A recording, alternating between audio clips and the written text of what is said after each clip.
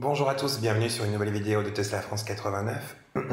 Aujourd'hui, du coup, on va faire une deuxième partie sur le Tesla News de septembre que j'ai publié avant-hier, où j'avais encore en fait quelques infos que j'avais pu glaner de ci, de là.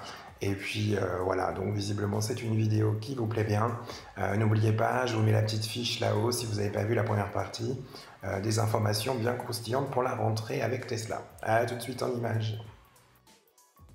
Alors déjà aussi, je voulais commencer par faire un petit clin d'œil à Julien. Julien qui avait gagné le concours que j'avais organisé avec Jeda, donc du site Get Jeda, qui peut du coup vous permettre d'équiper votre modèle 3 avec un chargeur induction ou un hub USB qui se met au niveau du rangement central pour un peu ranger un peu plus tout ça. Donc j'avais fait une vidéo pour montrer un peu les produits et Jeda avait offert un hub aux gagnants. Donc voilà, c'était juste pour vous montrer. Donc Julien a une superbe modèle 3 noir, intérieur noir, et on va voir un peu ce que ça donnait avant et après au niveau de sa voiture. Donc voilà, un peu comme tout le monde, au niveau du rangement central, on avait, nous c'était pareil, on avait acheté un petit hub, voilà, avec des fils qui pendent comme ça.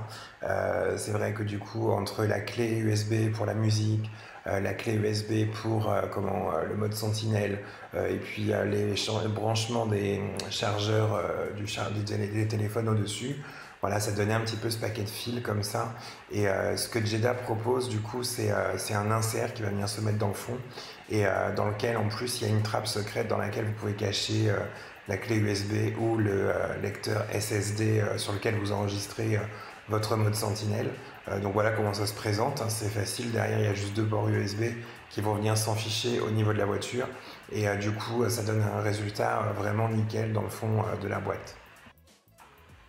Voilà, donc une fois en place, vous voyez la partie hub, prise multiple, elle est vraiment enfichée dans la partie centrale de la voiture et ça fait comme un double fond.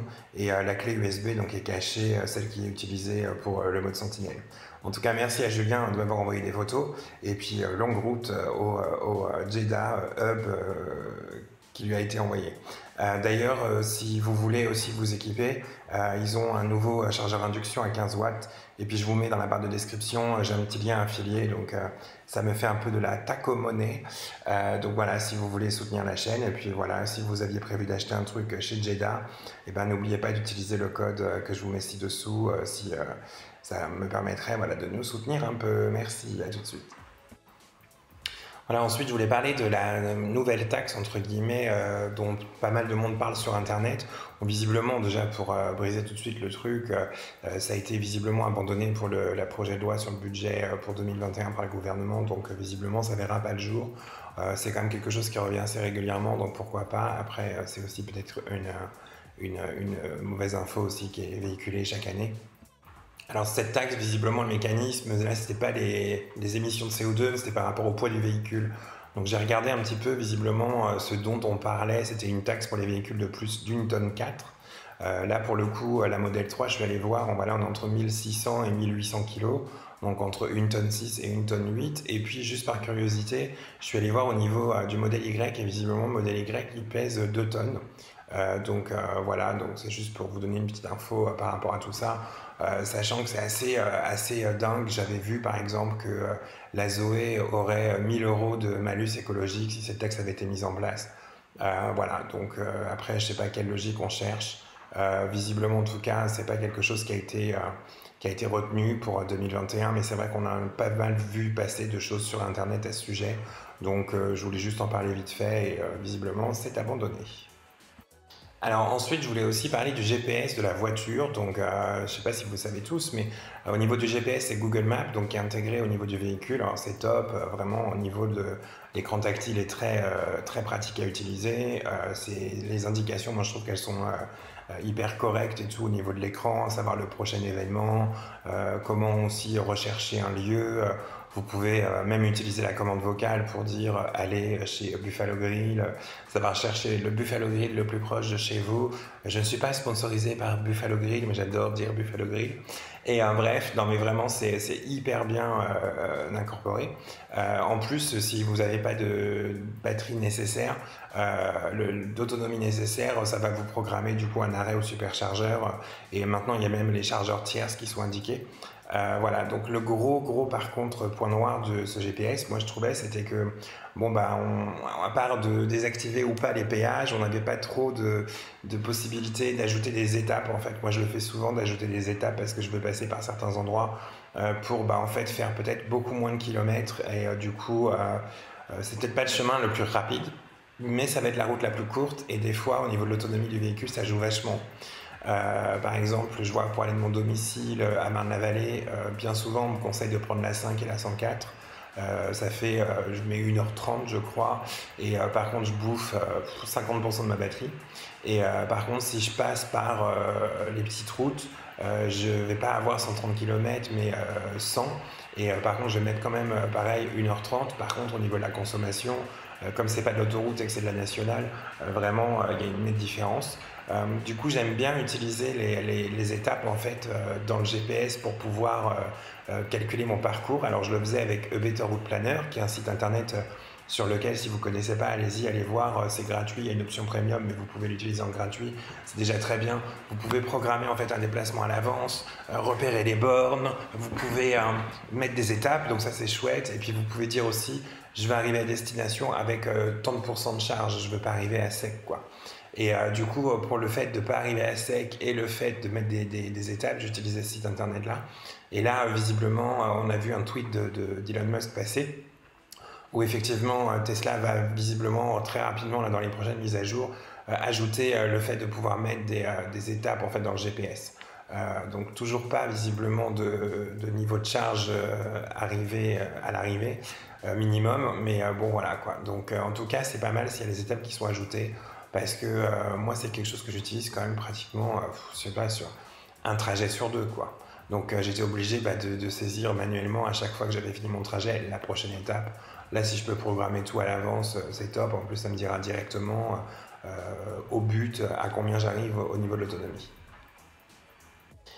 Alors, je voulais aussi parler du rétrofit. Alors, le rétrofit, pour ceux qui ne savent pas ce que c'est, la voiture, que vous ayez pris l'option conduite autonome ou pas, elle a l'équipement matériel nécessaire dès la livraison à l'intérieur, donc toutes les caméras, les capteurs, et puis la machine, le microprocesseur, l'ordinateur qui lui va faire tous les calculs pour permettre à la voiture de réagir et de pouvoir utiliser la conduite autonome si vous avez acheté la conduite autonome à la commande de la voiture ou si par le passé vous l'activez de façon avec votre application, là vous pouvez prendre l'option et du coup ça va marcher d'un coup. Vous n'aurez pas besoin d'aller au niveau de la concession pour faire installer le matériel pour la conduite autonome. Toutes les voitures sont équipées. Voilà. Par contre, toutes les voitures sont équipées, mais les premières livrées, donc, dont la nôtre, dont on fait partie, puisqu'on a été livré en mars 2019, dans les premiers, on a en fait une version du logiciel, du hardware, pardon, du matériel, qui est la version 2.5, qui n'a pas été livrée longtemps, parce que de mémoire, je crois qu'à avril-mai 2019, les voitures étaient livrées avec le logiciel 3.0. Donc le hardware matériel 3.0 qui est donc en fait le matériel suffisamment puissant pour l'évolution et pour les ajouts qui ont été faits pour la conduite autonome. Donc nous on a la voiture en fait la Model 3, on l'a acheté avec l'option conduite autonome complète, mais on a le matériel 2.5. Donc là je vous mets des images, vous voyez la visualisation des feux rouges, les poubelles, les poubelles on s'en fout un peu, mais les stops, tout ça, moi, ma voiture aujourd'hui, elle me l'affiche pas. Quelqu'un qui a une voiture sans l'option conduite autonome va avoir quand même cet affichage qui va être mis en place pour lui montrer que la voiture, elle le reconnaît, mais bon, ça ne va pas servir à grand chose de plus. Moi, j'ai l'option conduite autonome et par contre, j'ai pas ces visualisations qui s'affichent. Voilà, parce que en fait, je suis encore en hardware 2.5. Donc, je lis souvent sur Internet qu'il y a ce qu'on appelle le rétrofit. Donc, en fait, le rétrofit, Elon Musk à l'époque s'était engagé, avait dit de toute façon, vous inquiétez pas, toutes les voitures qui ont été livrées en 2.5, progressivement on va déployer un hardware 3.0. On avait eu en fait cette info là et à un moment c'était un peu, on avait aussi eu la contre-info disant qu'ils avaient vachement optimisé le logiciel au niveau de la conduite autonome et que finalement il n'y avait plus besoin de ressources matérielles si importantes et qu'en gros avec le rétrofit, avec le matériel 2.5, ce serait largement suffisant et que du coup il ferait plus de mise à jour du matériel gratuit en 3.0 pour tout le monde parce que ça valait pas le coup. Donc ça visiblement c'était pas une info très très fiable parce que voilà, là on a déjà des écarts. Moi j'ai pas la visualisation des feux rouges et des stops, donc comment ma voiture elle pourrait du coup se mettre en conduite autonome quand ce sera déployé sur les véhicules au niveau logiciel, puisque visiblement mon matériel ne passe pas de ce côté là. En plus, deuxième chose hyper importante, aujourd'hui donc les vitesses, vous voyez il y a un petit panneau 50 là sur l'écran à droite. Donc c'est la voiture en fait qui sait la vitesse limitée sur la portion de route sur laquelle elle se trouve. Et aujourd'hui en fait ça c'est des données GPS qui sont utilisées. Elle lit pas vraiment les panneaux.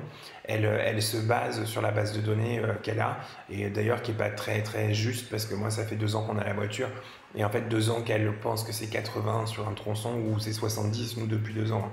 Et voilà donc j'étais assez étonné qu'elle lise pas les panneaux et visiblement là il y a une mise à jour qui vient de tomber qui est déployée au fur et à mesure pour tout le monde, logiciel où la voiture va lire les panneaux. Sauf qu'elle va lire les panneaux, encore une fois, si vous avez le matériel 3.0 et pas le 2.5.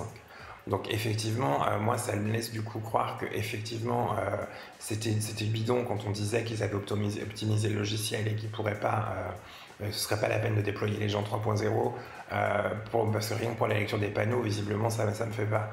Donc j'avais aussi lu que la lecture des panneaux c'était en fait une espèce de licence d'un logiciel que Tesla a acheté pour que justement la voiture fasse ça. Ils ne l'ont pas développé en interne et que en gros les voitures qui avaient le hardware 3.0, la licence elle venait avec, donc du coup c'est peut-être pas une question de capacité d'ordinateur.